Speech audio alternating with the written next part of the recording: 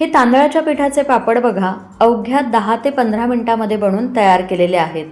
हे पापड बनवताना इथे आपण ना पीठ शिजवलेलं आहे ना पापड आपण उन्हामध्ये सुकवलेले आहेत, तरीसुद्धा पापड तुम्ही बघू शकता वाळल्यानंतर याचे अजिबात तुकडे पडलेले नाही आहेत।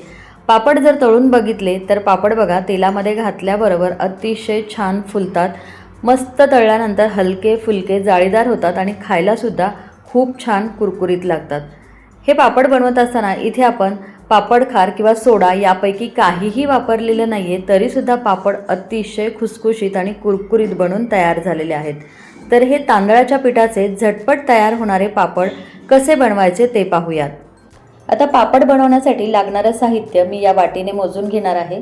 साहित्याचं प्रमाण वाटीने आपल्याला मोजून घ्यायचं आहे, म्हणजे मग पापड बिघडत नाही। तर एका भांड्यामध्ये मी 4 वाट्या इतकं पाणी काढून घेतलेलं आहे। आता ज्या वाटीने मोजून आपण पाणी घेतलेलं आहे त्याच वाटीने मोजून इथे मी ना 1 वाटी तांदळाचं पीठ घेतलेलं आहे। आता हे तांदळाचं पीठ आपल्याला आधीच पाण्यामध्ये मिक्स करून घ्यायचं आहे। तर थोडं थोडं तांदळाचं पीठ मी पाण्यामध्ये घालते आणि दुसऱ्या हाताने चमच्याने मी ते पाण्यामध्ये मिक्स करत आहे।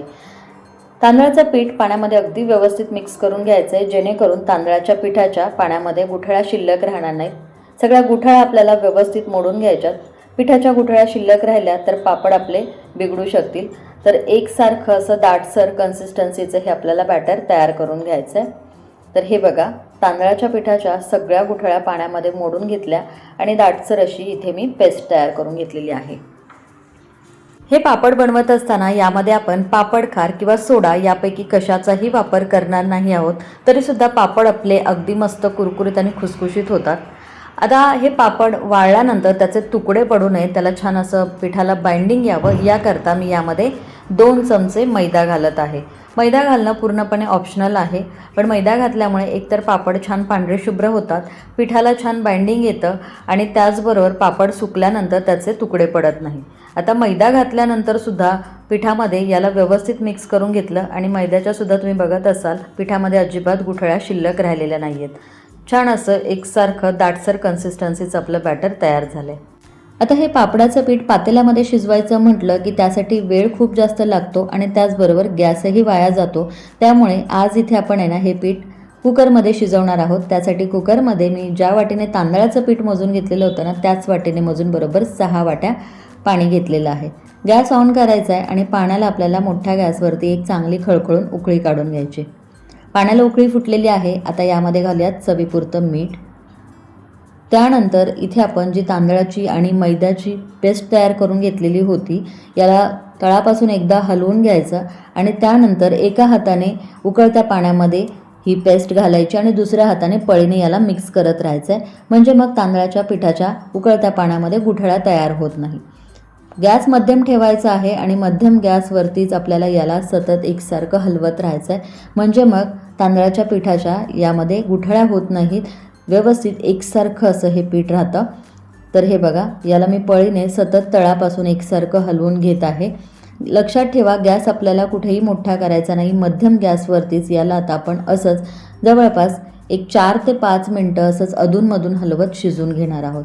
जसजसं हे पीठ शिजायला लागतं तसतसं बघा याला दाटसरपणा यायला सुरुवात झालेली आहे। सुरुवातीपेक्षा हे पीठ आता आणखीन दाटसर झालेलं आहे, घट्टसरपणा याला यायला लागलेला आहे।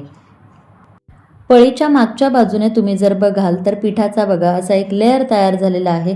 यावरती जर बोटाने आपण रेष ओढली तर अशी व्यवस्थित यावरती रेष ओढली जाते, याचाच अर्थ पीठ घट्टसर व्हायला सुरुवात झालेली आहे। गॅस मध्यमच ठेवायचा, मध्यम गॅसवरती याला तळापासून हलवत आपल्याला 5 ते 7 मिनटं शिजवून घ्यायचं आहे। तर पीठ बघा सुरुवातीपेक्षा थोडंसं घट्ट झालेलं आहे।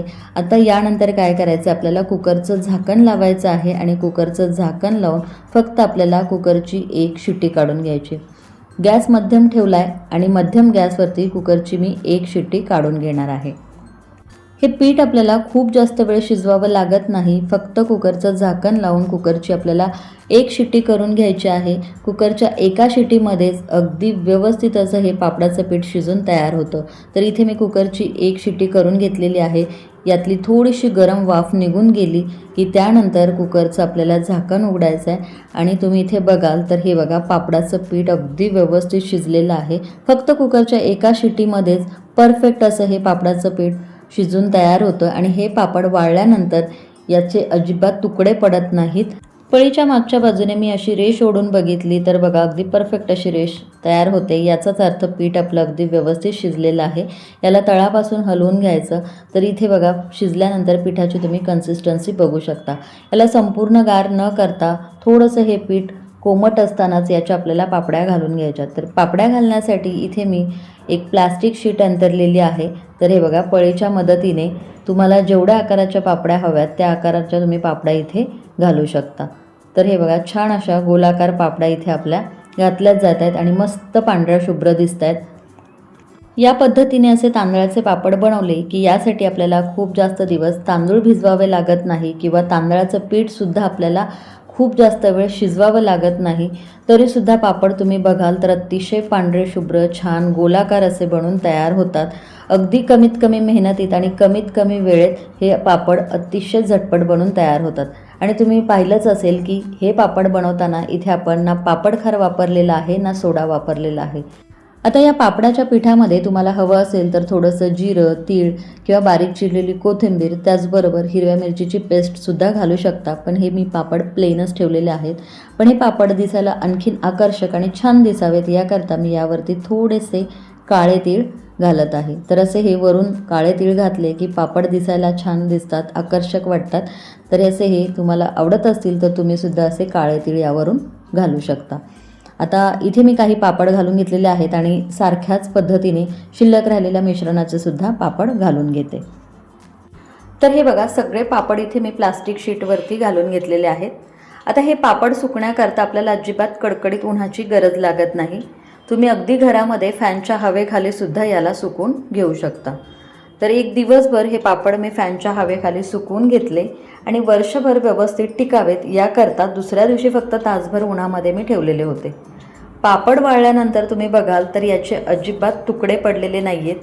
अगदी मस्त असे गोलाकार पापड आपले बनून तयार झालेले आहेत. तांदळाचे पापड बनवण्याची अतिशय सोपी पद्धत आज इथे मी तुम्हाला दाखवलेली आहे. या पद्धतीने झटपट असे पापड बनवून तयार करायचे. याला हवाबंद डब्यामध्ये जर का तुम्ही स्टोअर करून ठेवलं तर हे पापड वर्षभर खराब होत नाही.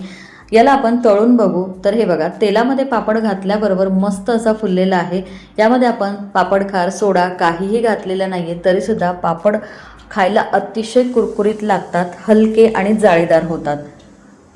तुम्हाला सुद्धा खूप जास्त तामझाम न करता अतिशय सोप्यात सोपी पद्धत वापरून झटपट तांदळाच्या पिठाचे पापड बनवायचे असतील तर नक्कीच या पद्धतीने तुम्ही सुद्धा पापड तयार करू शकता. बनवायला अतिशय सोपे आहेत तर नक्की करून बघा. आणि आजची रेसिपी तुम्हाला कशी वाटली हे कमेंट्स बॉक्समध्ये कमेंट करून सांगायला अजिबात विसरू नका. व्हिडिओ आवडला असेल तर जरूर एक लाईक करा, शेअर करा आणि अशाच नवनवीन रेसिपीज पाहण्यासाठी चॅनलला सबस्क्राईब करायला अजिबात विसरू नका. तर पुन्हा भेटूया अशाच एका छानशा रेसिपीसोबत. तोपर्यंत धन्यवाद.